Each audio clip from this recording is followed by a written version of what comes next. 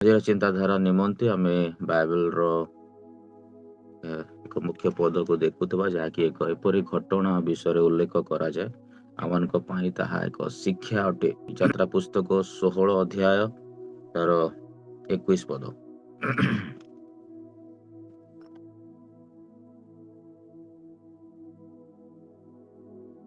ଯଦି ଆମେ 20 ପଦରୁ ପଢିବା, ଏପରି ଲେଖାଯାଏ, ତଥାପି ସେମାନେ ମୋଶାଙ୍କର କଥା ନ ମାନି କେହି କେହି ପ୍ରଭାତ ପର୍ଯ୍ୟନ୍ତ କିଛି କିଛି ରଖିଲେ। ମାତ୍ର ତହିଁରେ ପୋକ ଜନ୍ମିଲା ଓ ଦୁର୍ଗନ୍ଧ ହେଲା। ଏଣୁ ମୂଷା ସେମାନଙ୍କ ଉପରେ କ୍ରୋଧ କଲେ। ଏହି ରୂପେ ପ୍ରତିଦିନ ପ୍ରାତଃ କାଳରେ ସେମାନେ ଆପଣା ଆପଣା ଭୋଜନ ଶକ୍ତି ଅନୁସାରେ ତାହା ସଂଗ୍ରହ କଲେ। ମାତ୍ର ପ୍ରଚଣ୍ଡ ଖରା ହୁଅନ୍ତେ ତାହା ତରଳି ଗଲା। ପ୍ରଭୁ ଏ ବାକ୍ୟରେ ଆମମାନଙ୍କୁ ଆଶୀର୍ବାଦ କରନ୍ତୁ। ମୋର ପ୍ରିୟମାନେ, ଆମେ ଦେଖୁଅଛୁ ଯାତ୍ରା ପୁସ୍ତକ 16 ଅଧ୍ୟାୟ ତାର 20, 21 ଆଉ 22 ଆମେ ପଢିଲା। ତ ଏହି ସ୍ଥାନରେ ଏକ ଏପରି ଇନସିଡେଣ୍ଟ ଘଟଣା ବିଷୟରେ ଲେଖାଯାଇଛି ଯାହା ଆମମାନଙ୍କ ପାଇଁ ସୁପରିଚିତ ବା ପରିଚିତ ଏହି ବିଷୟ। ଆଉ ଯଦି ଆମେ ଦେଖିବା, ତାହେଲେ ମୋଶାଙ୍କ ସମୟରେ ଇସ୍ରାଏଲୀୟ ମାନଙ୍କୁ ଯେତେବେଳେ ତାଙ୍କର ଯାତ୍ରାରେ ମୂଷା ନେଇକି ଯାଉଅଛନ୍ତି, ସେହି ସମୟର ଘଟଣା ଅଟେ।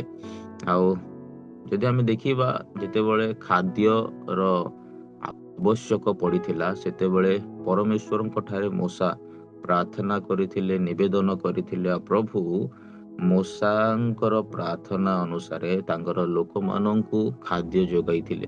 ଆଉ ଯେଉଁ ଖାଦ୍ୟ ସେ ଯୋଗାଇଥିଲେ ତାହା ଆମେ ଜାଣୁ, ତାହା ମାନ୍ନା ବୋଲି ଥିଲା।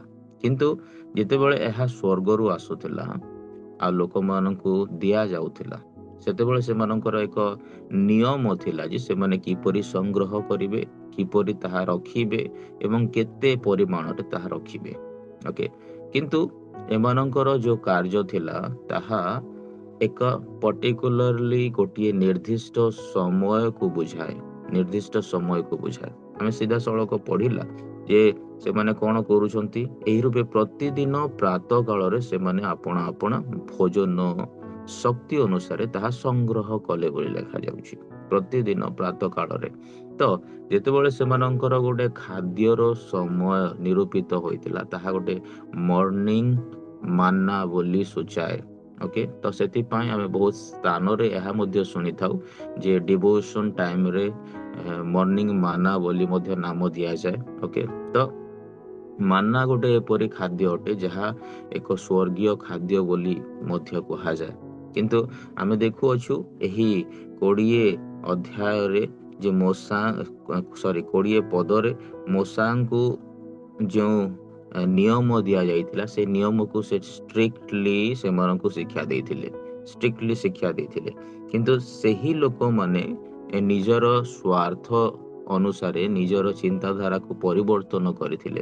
ଆଉ ସେମାନେ ଯେତେବେଳେ ଏକ୍ସଟ୍ରା କିଛି ଅଧିକ ସେମାନେ ରଖୁଛନ୍ତି, ସେତେବେଳେ ସେହି ବିଷୟର ପତନ ବିଷୟରେ ଲେଖାଯାଇଛି। ଯେତେବେଳେ ତାହା ସେମାନେ ସମୟ ଅନୁସାରେ ରଖିପାରୁନଥିଲେ ବା ସମୟ ନିରୂପିତ କରିଥିବା ବିଷୟକୁ ସେମାନେ ବୁଝିପାରୁନଥିଲେ, ସେତେବେଳେ କଣ ହଉଥିଲା, ଏହି ସମସ୍ତ ବିଷୟର ପରିଣାମ ସେମାନଙ୍କୁ ଦେଖିବାକୁ ମିଳୁଥିଲା। ଲେଖାଯାଉଛି କଣ, ଏହି ରୂପେ ପ୍ରତିଦିନ ପ୍ରାତଃ କାଳରେ ସେମାନେ ଆପଣା ଆପଣା ଭୋଜନ ଶକ୍ତି ଅନୁସାରେ ତାହା ସଂଗ୍ରହ କଲେ।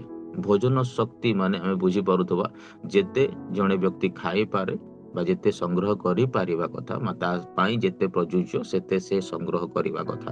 କିନ୍ତୁ ଯଦି ଅଧିକ କରୁଛନ୍ତି, ତାହା କଣ ହେବ, ମାତ୍ର ପ୍ରଚଣ୍ଡ ଖରା ହୁଅନ୍ତେ ତାହା ତରଳି ଯାଏ। ଆମେ ଦେଖୁ ଗୋଟେ ମର୍ଣ୍ଣିଂ ଟାଇମ ଥାଏ, ଯୋଉଟା କି ତାର ନିର୍ଦ୍ଦିଷ୍ଟ ଏକ ସୂର୍ଯ୍ୟ ଉଦୟର ସମୟକୁ ବୁଝାଯାଏ।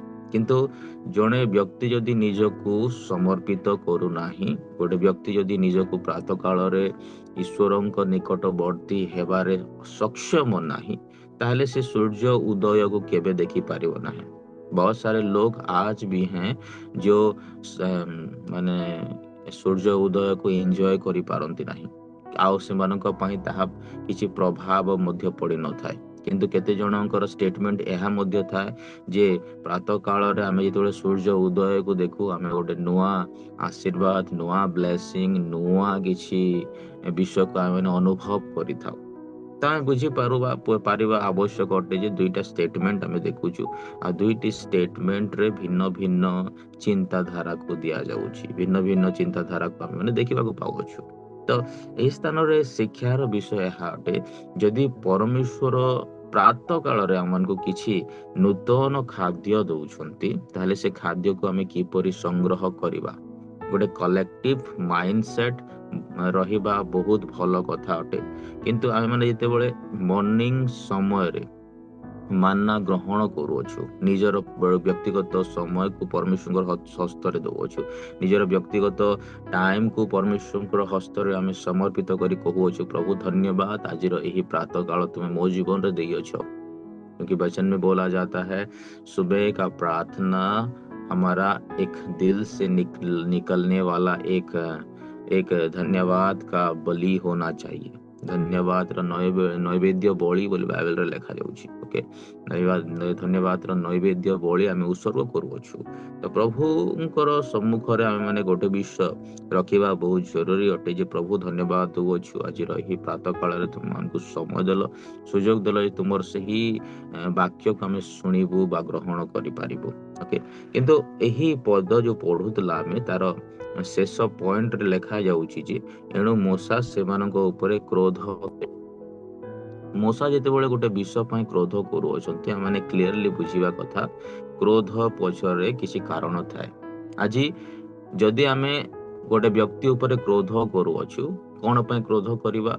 बिकॉज ऑफ तार नेग्लिजेंसी, बिकॉज ऑफ तार वीकनेस, बिकॉज ऑफ तार किछि अबाध्यता पाए। ओके, मूसा एज ए लीडर से सब बळे लोक मानकु परामर्श आ निदर्शन दे आगो को नउथिले, किंतु तथापि मध्य अनेक से विषय को सुनिबारे नाराज, सुनिबारे मानिबारे से मानकर इच्छा नथिला।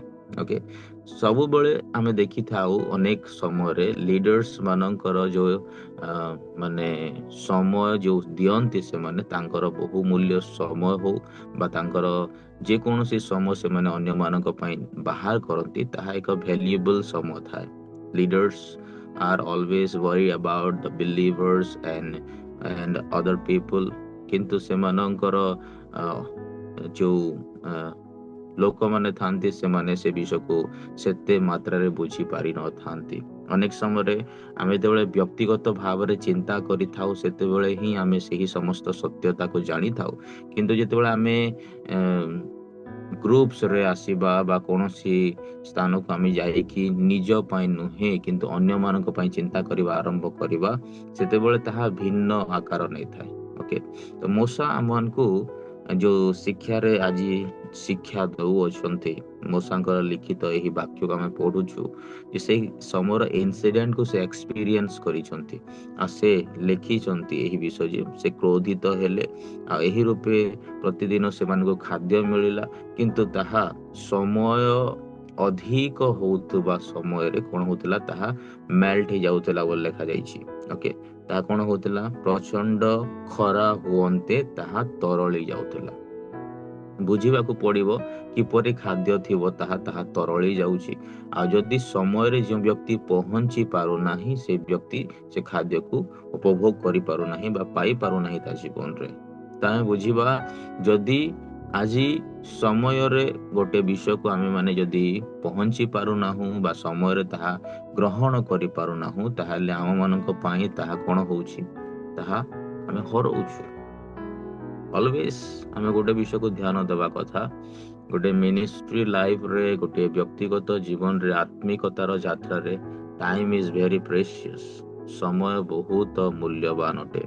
जदि आमे समय को आखि आगरे रखी जदि परमेश्वरकर सेवा करिबा, परमेश्वरकर कार्य करिबा, परमेश्वर जे कोनोसी विषय मानकु कहंती आमे माने से समस्त विषय को सुनिबा according to time, then our life, our everything became a enjoyment life ହେଇଯିବ।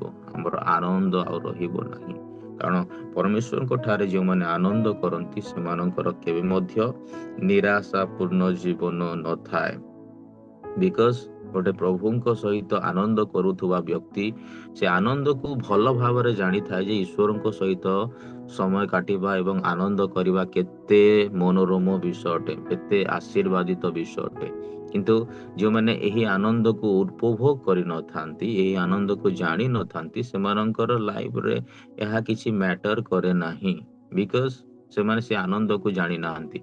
आउ आनंदित हृदय उत्तम औषध बोली कहिबार माने एहा जे गोटे व्यक्ति ईश्वरଙ୍କ सहित यदि आनंद करूअछि, ईश्वरଙ୍କ सहित यदि एंजॉय करूअछि, ईश्वरଙ୍କ सहित यदि बहुत माने हैप्पीली से मूव करूअछि, ताहले ता जीवन रे प्रॉब्लम्स आसिले मध्य से आनंद कोन करिवो, से प्रॉब्लम्स को हाइड करिवो, प्रॉब्लम्स को हाइड करिवो। मने रखंतु लाइफ रे जे कोनोसी विषय आमर जदि ईश्वरीय चरित्रर कोनोसी विषय जदि आमे जदि प्रैक्टिस करिछु आ से प्रैक्टिस रे आमे जदि बहुत परफेक्ट अछु, ताहले आम लाइफ रे जदि डिस्करेजमेंट आसुछि, डिसअपॉइंटेड आसुछि, प्रॉब्लम्स आसुछि, एंजाइटीज आसुछि, जे कोनोसी विषय जदि आम लाइफ रे आसुछि, सेही समस्त विषय हमन को हेल्पफुल करिवो जो समस्त विषय को हम प्रैक्टिस करिछु। ओके, कारण जदि सिकनेस आसुछि, असुस्थता आसुछि, ताहले से असुस्थता किपरि ह्रास पाइबो? आनंदित हृदय सहित। बुझी होछि, जदि पाप जदि आम सम्मुख रे आसुछि, ताहले आमे जदि धार्मिकता को आनंदित भाव रे उत्साह भाव रे जदि आमे प्रैक्टिस करिछु, ताहले सही धार्मिकता कोन करिवो? प्रेम कोन करे? बहुल पाप आच्छादन करे। ईश्वरଙ୍କ सहित जो संपर्क रे आम माने प्रेम रे बढ़िथिबा, सेही प्रेम मान को परिचय देबो एवं से समस्त विषय को से आच्छादित करिवो, ढांकिबो। एपरि बहुत सारा पॉइंट्स अछि जाकि मु आपणको सम्मुख रे रखि पारिबि, बट आमे माने बुझिबा आवश्यक अटे जे कोनोसी विषय रे आमे माने स्पेंड करिबा टाइम ईश्वरଙ୍କ सहित, परमेश्वरଙ୍କ सहित, सेही एक्सपीरियंस कोन करिवो आम मानकु हेल्प करिवो आसंता समय रे जो समस्त परीक्षा प्रलोभन, जो समस्त असुविधा आम जीवन रे आसुथिबो। ओके, एही स्थान रे आमे देखुछु नेग्लिजेंसी गोटे एपरि विषय अटे जहाँकि अनेक विषय को पाइबा पूर्व आमे हराई थाउ। आम जीवन रे जदि आज कौन विषय को आम हराउछु because of our laziness, because of our tiredful life, कौन पाए? कारण स्थान रे देखु अछु खरा जेतेबेले होउथिला, ओके, खरा जेतेबेले होउथिला कोन घटुची कहा जाउची? प्रचंड खरा हुअन्ते ताहा तरळी जाउथिला। तरळी जाउची माने जदि गोटे व्यक्ति लेजीनेस लाइफ रे अछि आ से जदि से समस्त समय रे पहुंची पारु ना अकॉर्डिंग टू टाइम, ताहले से व्यक्ति से विषय को हरैबो। बुझी पारुछंती? आज आय माने को पाहाचरे अछु आमे जानिबा बहुत आवश्यक अटे। ओके, सेवराल टाइम आपण माने देखिथिबे जेतेबेले आपणकर स्पिरिचुअल लाइफ रे आपण मूव करूछंती, आपण बहुत सारा विषय को पाइथिबे, आपणकर मिस होई नथिबो। एग्जांपल लाइक आपणकर ट्रेन मिस होई नथिबो, आपणकर ड्यूटी रे जीवा समय रे कोनोसी समय रे आपण को पहुंचीबार थिबा एग्जैक्ट टाइम रे आपण पहुंचीबे, आपण कोनोसी विषय करिवार थिबो एग्जैक्ट टाइम रे आपण से विषय को करि पारिबे, आपण को अचीव करिवार थिबो करि पारिबे, आपण को जे कोनोसी विषय को पूर्ण करिवार थिबो, होइतो पारे ईएमआई हो, होइतो पारे कोनोसी लोन हो, होइतो पारे कोनोसी विषय। आपण देखिथिबे जे सही शेष मुहूर्त रे मध्य आपण एग्जैक्टली टाइम रे रीच करिवे। कौन हुए ना आमर जेतेबेले ईश्वरଙ୍କ सहित गोटे संपर्क को आमे बिल्ड अप करू, आमर टाइम टा आमे मेकअप करि थाउ, टाइम रे आमे पहुंचीबार समय पूर्ण करि थाउ। तो आमे जानिबा कथा अनेक लोक माने थैंक यू लॉर्ड तुमे मते बहुत भल भाव रे पहुंचाइलो समय रे, ए विषय कहबा को भूली जानती। आफ्टर रीचिंग दैट प्लेस आमे भूली जाई थाउ जे गोटे विषय को जदी मागु, जदी आमे हड़बड़ रे अछु आ गोटे स्थान को जाऊ अछु, किंतु आमे तले पाई जाउछु से विषय आमे हरे थाउ, भूली जाई थाउ जे प्रभु को धन्यवाद देवार अछि। ओके, आज बहुत समय रे प्रभु आमन को किछि मूल्यवान विषय को आमन को जीवन रे दियंती समय अनुसार अकॉर्डिंग टू टाइम, बट आमे से समस्त विषय को केबे मध्य भूलिबा आवश्यक नहे। तो आमे देखुछु एई समस्त विषय कोन हला, इस्राएलिय लोक मानक पई एक परीक्षार समय थिला। अगर खाना है तो समय में आना है, अगर नहीं खाना है तो नहीं आना है, अगर देर में आना है तो उसको नहीं प्राप्त कर सकेंगे। तो उनके लिए कंडीशन बन गया था। तो आज हमन को पाई ପ୍ରଭୁଙ୍କର ଏହି ବାକ୍ୟରୁ ଗୋଟେ ଚ୍ୟାଲେଞ୍ଜିଂ ମୋଡ୍ ଆସୁଛି ଯେ ଆମେ ଯଦି କିଛି ପାଇବାକୁ ଚାହୁଁଅଛୁ ତ ପାने के लिए कुछ करना पड़ता है जैसे उसी तरह प्रभु କହୁଅଛନ୍ତି ଯେ ଆଜିର ଏହି ସମୟ ଆମେ ପରମେଶ୍ୱରଙ୍କର ହସ୍ତରେ କ'ଣ ଦେଇପାରୁଛୁ କି that is the very important things କି ଆମେ ବୁଝିବା କଥା ଯେ ପ୍ରଭୁ ଆମମାନଙ୍କୁ ଯେଉଁ ବାକ୍ୟରେ ଆଜି କଥା କହୁଅଛନ୍ତି ଏହି ମାନ୍ନା ଆମମାନଙ୍କ ପାଇଁ ଏକ ଡେଲି ଫୁଡ୍ ଭାବରେ କାର୍ଯ୍ୟ କରିବା ଆବଶ୍ୟକ ଅଟେ। ତ ପ୍ରାର୍ଥନାରେ ଆରାଧନାରେ ଆମେ ସମୟ କାଟିବା ବହୁତ ଜରୁରୀ ଅଟେ ଆଉ ତାହା ମଧ୍ୟ ପ୍ରାତଃ କାଳରେ ହେବା ବହୁତ ବହୁତ ବହୁତ ଜରୁରୀ ଅଟେ। ଯଦି ଆମେ ସେ ବିଷୟକୁ କରୁଅଛୁ ନିଶ୍ଚିତ ଭାବରେ ପ୍ରଭୁ ଆମକୁ ଆଶୀର୍ବାଦ କରିବେ। ପ୍ରଭୁ ଆଜିର ଚିନ୍ତାଧାରାରେ ଆମମାନଙ୍କୁ ଆଶୀର୍ବାଦ କରନ୍ତୁ। ଆମେନ୍। ଆସୁ ପ୍ରାର୍ଥନା କରିବା ଆଉ ପରମେଶ୍ୱରଙ୍କର ମହିମା ସ୍ତୁତି କରିବା। Thank you Jesus. ଧନ୍ୟବାଦ ଦେଉଅଛୁ ଆଜିର ବାକ୍ୟ ପାଇଁ। ଯଦି ବା ତୁମେ ପ୍ରଭୁ କିଛି ପଦକୁ ଆମମାନଙ୍କ ସମ୍ମୁଖରେ ରଖିଲ ଆଉ ଏହା ଆମମାନଙ୍କ ପାଇଁ ଏକ ଚ୍ୟାଲେଞ୍ଜ ଅଟେ ପ୍ରଭୁ ଯେ ସେଦିନ ପ୍ରଭୁ ଇସ୍ରାଏଲୀୟ ଲୋକମାନେ ପ୍ରଭୁ ଖାଦ୍ୟକୁ ପାଉଥିଲେ ସତ କଥା କିନ୍ତୁ ଖରା ଯଦି ହଉଥିଲା ତାହା ମେଲ୍ଟ ହେଇଯାଉଥିଲା। ସମୟରେ ଯଦି ଯେଉଁମାନେ ପହଞ୍ଚି ପାରୁନଥିଲେ ପ୍ରଭୁ ସେମାନେ ତାହା ପାଇପାରୁନଥିଲେ। ଆଜି ଏହି ପ୍ରାତଃ କାଳର ପ୍ରାର୍ଥନା ଆମମାନଙ୍କ ପାଇଁ ସେହିପରି ଖାଦ୍ୟ ହେଉ ଯେଉଁ ଖାଦ୍ୟକୁ ଆମେ ପ୍ରତିଦିନ ପ୍ରତି ପ୍ରଭାତରେ ପ୍ରତି ସମୟରେ ପ୍ରଭୁ ଆମେ ଗ୍ରହଣ କରିପାରିବୁ ନେଇପାରିବୁ ଆପଣ ଜୀବନରେ ଆଉ ତୁମେ ସେ ପରିଚୟକୁ ଆମମାନଙ୍କ ଜୀବନରେ ଦେବ ଆମେ ତାହା ବିଶ୍ୱାସ କରୁଅଛୁ। ଧନ୍ୟବାଦ ଦେଉଅଛୁ ପ୍ରଭୁ ବିଶେଷ ଭାବରେ ଯେତେ ଜଣ ଯୋଡ଼ିଛନ୍ତି ପ୍ରତ୍ୟେକଙ୍କର ଲାଇଫରେ ତୁମର ରିଫ୍ଲେକ୍ସନକୁ ଦିଅ ପ୍ରଭୁ ପ୍ରତ୍ୟେକଙ୍କର ଲାଇଫରେ ତୁମର ବ୍ଲେସିଂକୁ ଆମେ ଡିକ୍ଲେୟାର କରୁଅଛୁ ଘୋଷଣା କରୁଅଛୁ ସେହି ସମସ୍ତ ସତ୍ୟତା ଯାହା ଆମମାନଙ୍କ ଜୀବନରେ ପ୍ରକାଶ ହେବାର ଆବଶ୍ୟକ ଅଟେ। ଆଜିର ଏହି ସମୟକୁ ତୁମ ହସ୍ତରେ ଦେଉଅଛୁ ପ୍ରାତଃ କାଳର ନୈବେଦ୍ୟ ପ୍ରାର୍ଥନା ପ୍ରଭୁ ଆମେ ତୁମ ହସ୍ତରେ ସମର୍ପିତ କରୁଅଛୁ।